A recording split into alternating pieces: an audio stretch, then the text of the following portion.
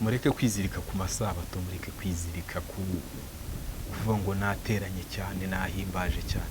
Icyo si cyo kizaguha ubwami bw'ijuru. Ubwami bw'ijuru ntabwo uzabugeramo kuko Kristo yaje akabwira pasiteri ngo mu rutonde rw'abakristo ufite, oya wowe ubwawe n'umutima wawe hari icyo Kristo yashyizemo. Hari icyo yashyizemo kandi abantu Imana iturengere. Abantu benshi baragwingiye, bari mu madini baragwingiye ntibakura, kandi amadini nicyo kintu akora, ni ukugwingiza abayoboke, kuko wowe ukuze ntabwo baba bakikubonye. Ukuze wamenya ko ugomba kwisengera, ugasengera umwana wawe, utaruvuga ngo ngiye kumusengeshereza, ngiye guhazwa kubera ko ntitabire za gahunda zose, ntabwo bari bumusengere. Oya, Kristo niwe mutambyi mukuru kandi yatugize abatambyi bo mu bwami. Agakiza gatangwa n'idini, hari n'agakiza gatangwa na Yesu Kristo. Birasaba rero ngo usobanukirwe.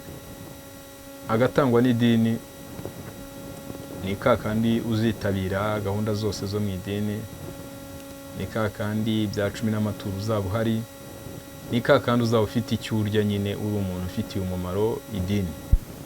Ariko agatangwa na Yesu Kristo karatandukanye. Ni kandi buri muntu wese abasha kugeraho, akagira umutima umenetse, akagira umutima w'urukundo, akagira mwuka wera umuhwitura. Ntabwo ari ukwicara ahantu ngo tuhubake amazu meza n'amamodoka meza ubundi baze tubabwiriza. Oya, wowe urajya kubwiriza, urajya kubashaka, urashaka inama zazimiye. Ikaze wowe wahisemo kubana natwe mu biganiro byacu bya buri munsi. Izina ry'Uwiteka nirihimbazwe. Imana yabyemeye nanone kuri uyu munsi turasubiriye. Turabashimira ko mutajya mudutenguha, feedback zanyu turazibona, abari muri Amerika, abari muri Asia, abari muri Oceania, abari muri Africa, East Africa, Northern, Southern, aho hose Western. Turabashimiye Central Africa. Imana nibaha umugisha. Twese turabagenzi bagana mu ijuru, kuko ubuzima dufite bufite garanti.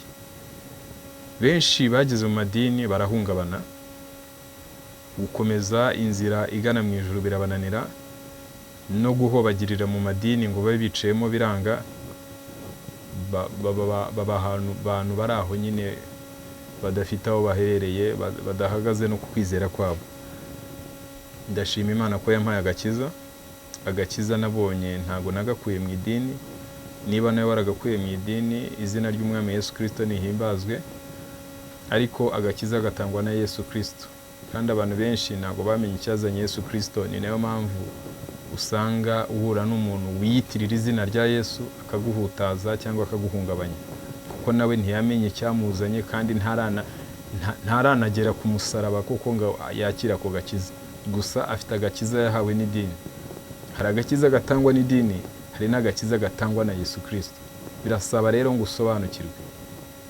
Agatangwa n'idini ni kandi uzitabira gahunda zose zo mu idini, ni kandi bya 10 n'amaturo uzaba uhari, ni kandi uzaba ufite icyo urya, nyine uri umuntu ufitiye umumaro idini. Ariko agatangwa na Yesu Kristo karatandukanye.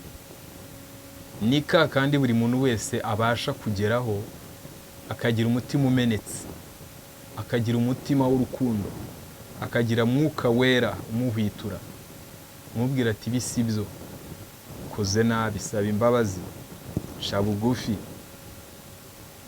Reka rero turebere hamwe icyazanye Yesu Kristo. Uzasanga kenshi ubu hari inkubiri kuvanga amadini ngo yafunzwe, ngo turaho dutenga insengero. Ikiganiro cy'ubushize twaganiye ku nsengero, ku rusengero rwa Nyabyo, ukirebe niba utari wakireba. Icyo birivuga ku rusengero nyakuri ni imibiri yanyu nizo sengero z'umwuka uri muri mwe. Reka turebe icyazanye Yesu Kristo. Yego, ese Kristo nuko yabayeho? Kuko abantu benshi baragwingiye, bari mu madini baragwingiye ntibakura, kandi amadini nicyo kintu akora, ni ukugwingiza abayoboke, kuko wowe ukuze ntabwo baba bakikubonye. Ukuze wamenya ko ugomba kwisengera, ugasengera umwana wawe, utaruvuga ngo ngiye kumusengeshereza, ngiye guhazwa kubera ko ntitabire za gahunda zose, ntabwo bari bumusengere. Oya, Kristo niwe mutambyi mukuru kandi yatugize abatambyi bo mu bwami bwe. Reka dusenge twabahaga ikaze ubundi twinjire mu kiganiro neza kandi Kristo abane natwe. Turagushimye ko uri Imana igira neza, uwera wacu, itangira ukaba n'iherezo, Imana iri hejuru ya byose. Yesu Kristo w'i Nazareti, turagushimye ko uri Imana igira neza, uri Imana ya twese, uri Imana itanga umugisha ku babi n'abeza, uri Imana yuzuye urukundo n'imbabazi nyinshi. Duciye bugufi ngo tubarire ibicumuro byacu, tubarire intege nke zacu. Iyi minwa yacu ntaba ari twebwe, ahubwo tukubere mikoro wewe ivugire, kuko twebwe ibyo twavuga ntago tubizi, ariko wowe ushobora byose. Mwuka wera wawe ni wowe wadusigiye usubiye mu ijuru. Reka rero Mwuka wera ari uyobora iki kiganiro. Turagushimye kuri Imana igira neza. Aho cyaba kiri bugende nabi, ntutwemerere ko tucyaprodinga. Nubona gikwiriye ko tucyaprodinga, Kristo ni ukuri ugihe umugisha, uturinde kuvuga ibyagusha abantu mu rwobo. Umugisha abantu bagiye kudukurikira kuri ibi biganiro, ni ukuri utanga agakiza, udukore ku maso durusheho kugusobanukirwa. Uduhe kuzirikana ko uru rugendo turimo rwo mu isi rufite iherezo, ko aho tuzaturiza ari mu bwami bwawe. Turagushimye kugira neza, ndatuje ntutuze, ukomeze kutubera amaso y'izina rya Yesu Kristo. Amen. Nababwiraga nti abantu bagwingiriye mu madini ntibakura, ntibamenya icyazanye Yesu Kristo. Reka turebe ngo ese Yesu yabwirizaga ate. Reka turebe muri Matayo ibice 28. Matayo ibice 28. Matayo ibice 28 duhere ku murongo wa 16 kugera ku murongo wa 20. Titiri avuga ngo Yesu atuma abigishwa be mu mahanga yose. Nuko abigishwa 11 bajya i Galilaya ku musozi Yesu yabategetse. Bamubonye baramupfukamira, ariko bamwe barashidikanya. Nuko Yesu arabegera avugana nabo ati, nahawe ubutware bwose mu ijuru no mu isi. Nuko umurongo wa 19, nuko nimugende muhindure abantu bo mu mahanga yose abigishwa, mubabatiza mu izina rya Data wa twese n'Umwana n'Umwuka wera, mubigisha kwitondera ibyo nababwiye byose, kandi dore ndi kumwe namwe iminsi yose kugeza ku mperuka y'isi.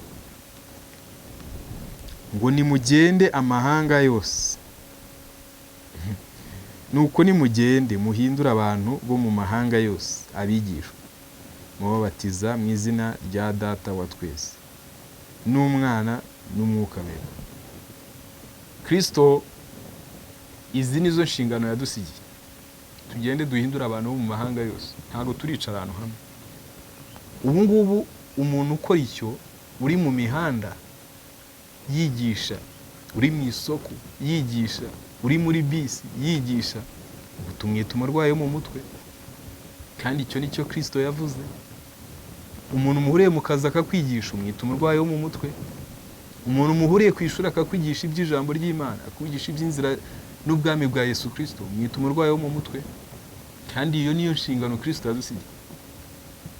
Ntabwo yatubwiye ngo mugende mwicara ahantu hamwe maze bazaze mu babwiriza. Oya, ntabwo ari ukwicara ahantu ngo tuhubake amazu meza n'amamodoka meza ubundi baze tubabwiriza. Oya, wowe urajya kubwiriza, urajya kubashaka, urashaka inama zazimiye.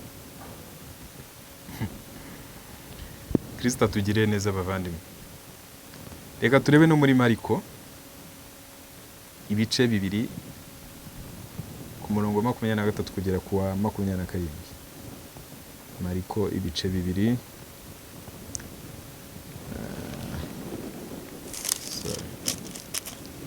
Mariko ibice 2 kuva ku murongo wa 23 kugera ku wa 27. Titiri iravuga iti Yesu yigisha iby'isabato. Nuko ku isabato agenda anyura mu mirima y'amasaka. Abigishwa be bakigenda batangira guca amahundo. Abafarisayo baramubaza bati, ni iki gitumye bakora ibizira ku isabato? Arabasubiza ati, ntimwari mwasoma icyo Dawidi yakoze ubwo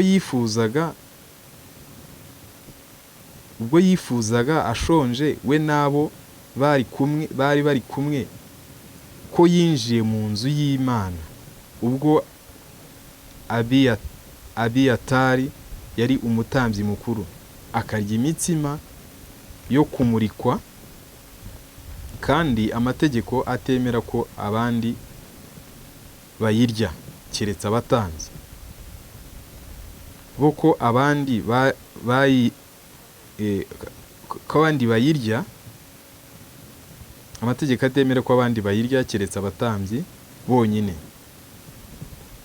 akayiha n'abo bari bari kumwe.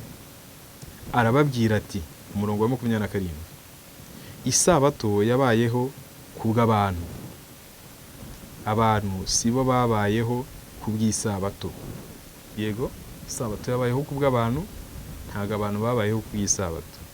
Nicyo gituma umwana w'umuntu ari umwami w'isabato nayo. Wumvise?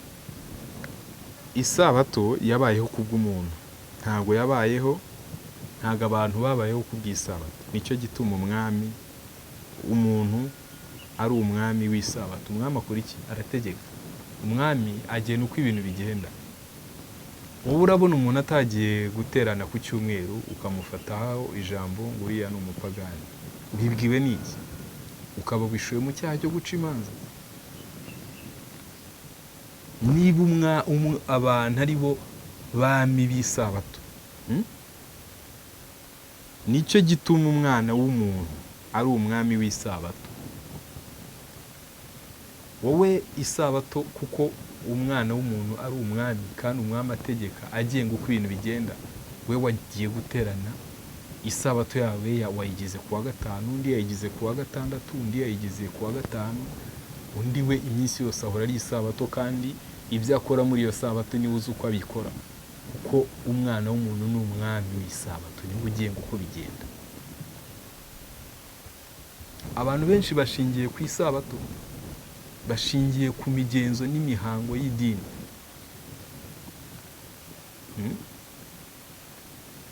Ariko imitima yabo iri kure y'Uwiteka.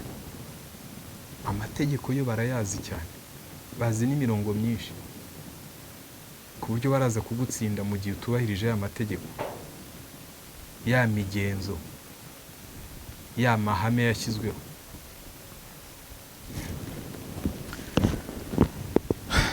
Mureke kwizirika ku masabato, mureke kwizirika kuvuga ngo nateranye cyane, nahimbaje cyane. Icyo si cyo kizaguha ubwami bw'ijuru. Ubwami bw'ijuru ntabwo uzabugeramo, kuko Kristo yaje akabwira pasiteri ngo mu rutonde rw'abakristo ufite, oya, wowe ubwawe n'umutima wawe hari icyo Kristo yashyizemo.